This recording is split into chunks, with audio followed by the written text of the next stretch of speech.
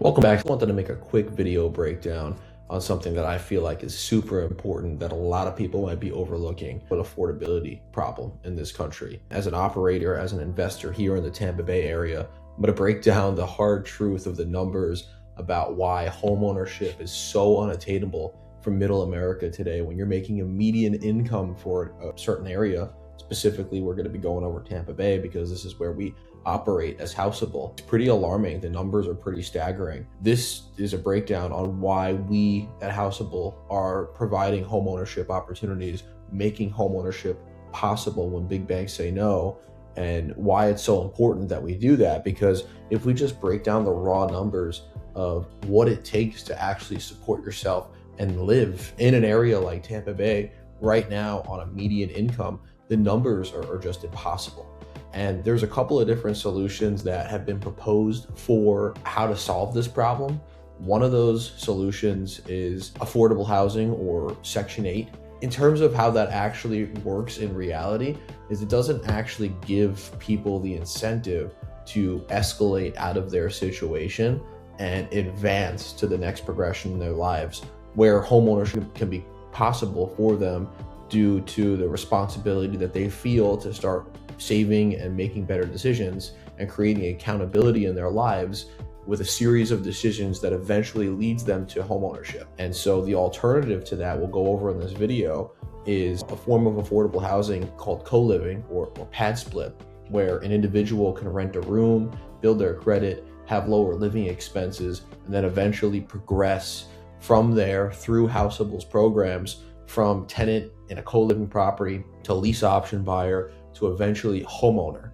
And so we'll go over how unaffordable Tampa Bay is right now, how we can fix that, or at HouseAble, how we're trying to provide a solution to make homeownership possible again for middle America, and just go over the numbers of how people go down this progression. So we'll start here.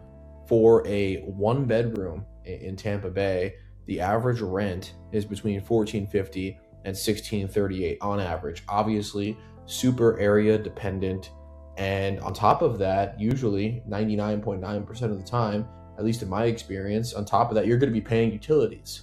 So your rent, let's say, is an even $1,600 a month for a one bed, plus utilities, plus Wi-Fi, plus whatever other expenses are associated with managing your own or living in your own apartment. Let's say you have like cleaning expenses, a trash fee, Wi-Fi, utilities, water, all of those things. That might add an extra $300 a month onto your total expense.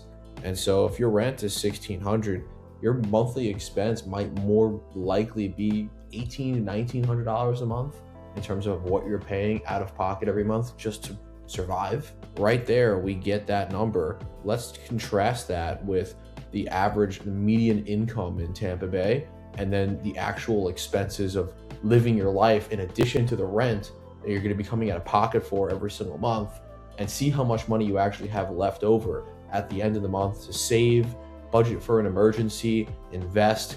And we'll see how this path allows people, or doesn't allow people, to progress towards homeownership, and in my opinion, stay in a perpetual cycle of work, pay the bills, and just scrape by until they're old enough to collect Social Security or government programs, or eventually give up. You know, we see a lot of homeless people today. We see a lot of people on government assistance and things like that. I am of the mindset that we need to make homeownership or progression towards homeownership much more feasible for the common average American, because in a society where people own a piece of the land that they live in, they become what I like to refer to as invested citizens.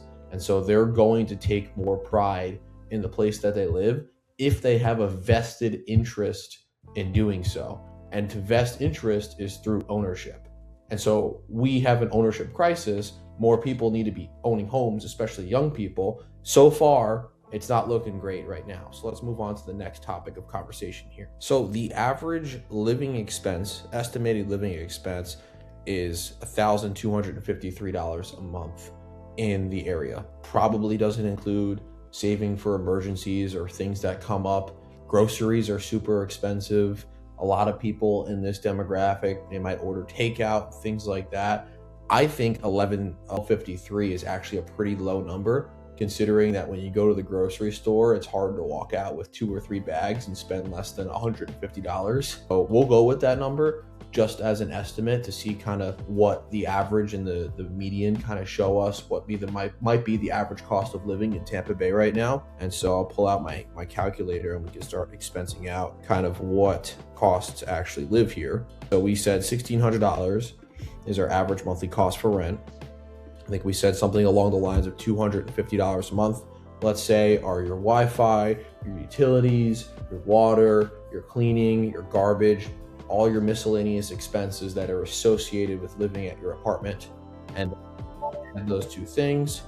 And then this number here is $1,253. That's your average monthly expense going out times 12. So just basic living is $37,236 a year. That is probably not including going out to any dinners, not hanging out or doing anything with family and friends, not saving, not budgeting for an emergency, having $0 in your bank account at the end of the year. This is how much money you would need to make in order to survive. So contrast that with this number here is the average median income for one person in Tampa Bay, $48,000. But $48,000 is pre-tax. So post-tax, it looks a little bit more like this. If you make $48,000 as a salary in the Tampa Bay area, obviously there's no state income tax, but you still have federal tax, you have Social Security, Medicaid tax, you're going to be paying around $76, $73 in taxes on that income. And so at the end of the year, you're going to be left with $40,238. Contrast that with what we said you'd be making or spending on an average year just to survive. I mean, the difference is less than $3,000. So at the end of the year, just to put that in perspective, the average person has spent almost every dollar that they've made post-tax just to survive. That literally doesn't include anything else. That doesn't include all of the things we talked about, going out to dinner, saving for an emergency, investing. So when we say, or we hear people are living paycheck to paycheck, this is the math that supports that. People are living paycheck to paycheck. That is literally spending every cent that you make at work just to survive in this one bed, one bath rental environment. And so getting out of that is obviously super difficult for a lot of people. And how could it not be? Because you don't have, if you're working a full-time job, $48,000 a year, post-tax, you're making around $40,000 a year. You're working full-time, you're barely scraping by.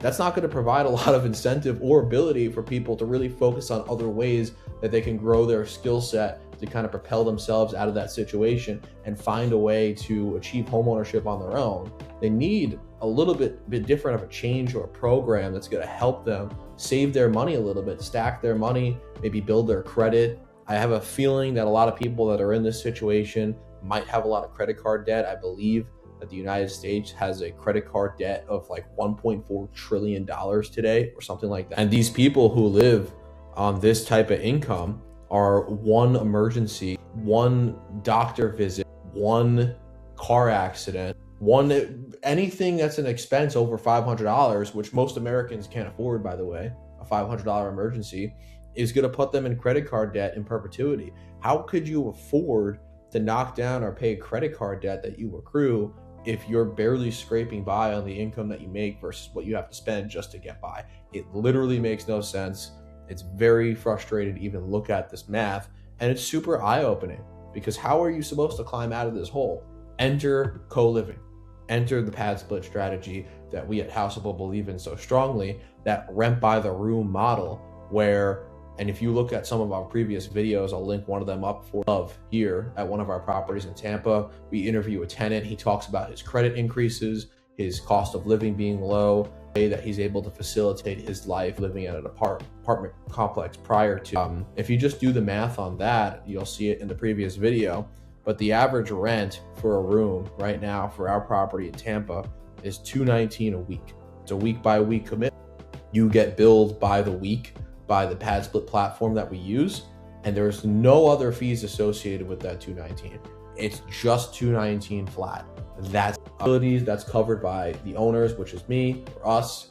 There's no Wi-Fi that's included, cleaning's included, everything to do with house upkeep, lawn care, that is all 100% included. The only cost that you would have to live at this property is that $219 a week.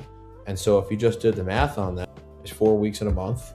That's about $876 a month versus I think $1870 or $1850 a month is what we came up with on a one bed, one bath rental. And so just there alone, this person who does something like this, they're saving $1,000 a month. And if you're bringing in after taxes 40 grand a year, you just gave yourself a 25% raise. To put that into perspective, 25% raise, more than a 25% raise on the money that you actually keep in your pocket. That is significant.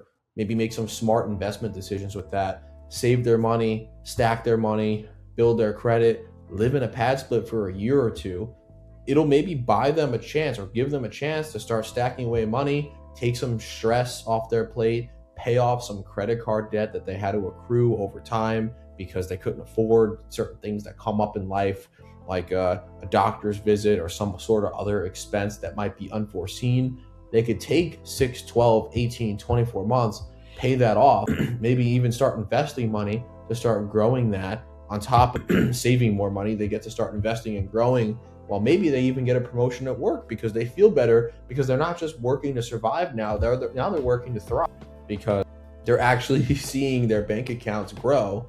And if you're watching this and you've experienced that before, you know that when you work hard and you see your bank account grow, you want to work harder most of the time, or at least that's how I feel. When I see my bank account coming up, it motivates me to work harder because I know what I'm doing is work. And so people who get involved in a situation like that are more apt to do the right things and get on the right path, grow their savings, fix their credit, pay down their debt, and put them in a position to where they can now eventually afford potentially a lease to own situation where a property that might not have seemed attainable before, maybe now they've increased their income, they've increased their ability to make an income, but maybe they're still not ready for a bank loan or something like that. But they're ready to have a single family property at this point and live in their own house and put them on a path towards ownership.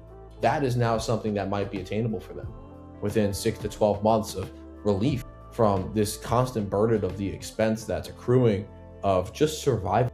And so this is kind of what HouseAble is all about. This is why I believe so strongly in our program. It promotes people from that situation to, hey, let's fix your debt to income ratio, so to speak. Because every year you're living paycheck to paycheck, you're probably going to increase your debt every single year. You're not going to be able to knock any of the debt down that you're accruing because you're barely making enough money to survive. So immediately, if you give yourself a 25 to 30% raise in the course of a year, now you have some more money to actually save, invest, pay debt, and start thinking about maybe even career advancement, opportunities that weren't available for you or to you prior to making this commitment to yourself to start changing the trajectory of your life in conjunction with what we offer here at HouseAble. And so the path for us, really, in a perfect world, we'd love to see our PadSplit tenants turn from PadSplit tenants to lease option buyers to someone who's qualified enough to own a home, to where we can owner finance that home back to them. And now they've achieved something that they can pass down generationally from family member to family member. And now they're vested citizens that have a path from tenant to homeowner in a 5 or less year span, much of the time, which has changed the trajectory of people's lives. I believe so strongly in this model. I've seen it happen in real life. And I feel like it's such a drastic difference from what we've been told or what solutions we've come up with so far, besides this co-living model that addressed the affordability crisis in the market today, like Section 8 or something like that. Yeah, sure, Section 8, it provides housing for people, but it doesn't actually incentivize them to save money and maybe save money, but not get out of the situation that they're in. Because if they're in a situation where their voucher is covering 95% of their living expenses, it's not really a motivating kind of position to be in to get out of something like that and become a vested citizen, become someone who's vested in the area that they live in and seeing it grow and improve, because they don't own anything in it and they aren't on a path to own anything in it. If we have more of that, we're going to have less of the things that we want to see, indicators that show that the city is progressing in the way that we would like it to. And this solution combats that in every way possible, in my opinion, from what we've seen and what you could see from our channel if you look back at some of our videos. So this is the path that I feel like, or that we feel like at HouseAble, puts people on a path towards homeownership. We believe in vested citizens who own a piece of the land that they live in. And that is why our mission at HouseAble is to make homeownership possible for middle America, even when big banks say no. And there's going to be a lot of videos on this over the coming weeks. We have a surprise couple of videos coming. We're going to be rolling out some programs to make homeownership possible in some co-living properties, and maybe start moving people up the ranks and document that for you to see in real time, so you can be part of the journey that's making homeownership possible for middle America when big banks say no. So I thank you for watching this video. If you have any thoughts, questions, or comments about what I said below, maybe you disagree with me about the Section 8 thing, maybe you think co-living is great, maybe you don't, I want to hear it. So drop a comment below, and I'll look forward to seeing you on the next video.